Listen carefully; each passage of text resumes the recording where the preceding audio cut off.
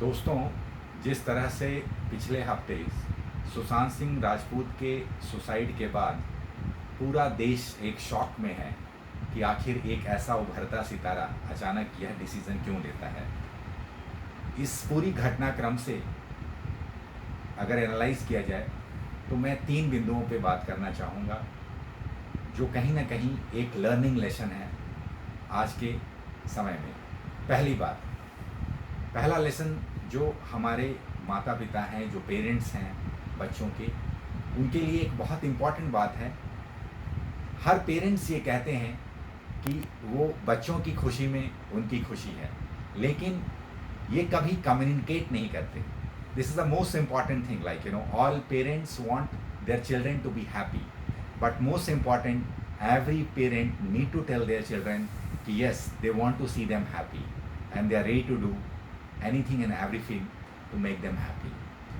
जो दूसरी सबसे इम्पॉर्टेंट बात है कि पेरेंट्स को ये इनकलकेट करना होगा, कहीं ना कहीं अपने बच्चों के दिमाग में डालना पड़ेगा कि ज़िंदगी में जब भी ऐसे मुकाम आए जहाँ पे उन्हें चूज़ करना है सक्सेस और हैप्पीनेस के बीच में, खुशियाँ और सफलता के बीच में, तो उन्हें हमेशा खुशियों को चूज करना चाहिए। Whenever there is an opportunity to choose between success and happiness, the parent need to motivate their children.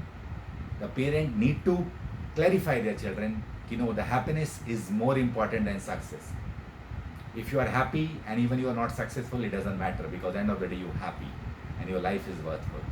But on the other hand, if you are successful and if you are not happy, it does not have any meaning. और जो तीसरी सबसे important बिंदु है जिसके बारे में मैं बताना चाहूँगा कि हर एक इंसान, चाहे वो युवा हो, चाहे वो टीनेजर्स हो, चाहे वो एनी एज ग्रुप, ये महसूस करने की बात है कि हम सब के अंदर जो है परमात्मा है, हम सब के अंदर ईश्वर है, हम सब ईश्वर के अंश हैं। हमें कोई भी हरा नहीं सकता, क्योंकि ईश्वर कभी नहीं हारता।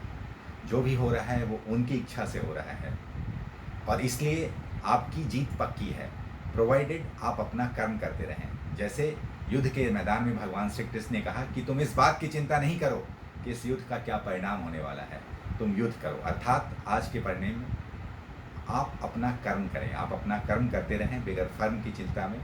और अगर आपका कर्म सही है, आपका कर्म अगर धर्म के साथ है, तो आप कभी भी पराजित नहीं हो सकते। And last not the least, don't allow anybody to play with your mind. That's more important, because you are born winner and you will be always winner, because you are the part of the God.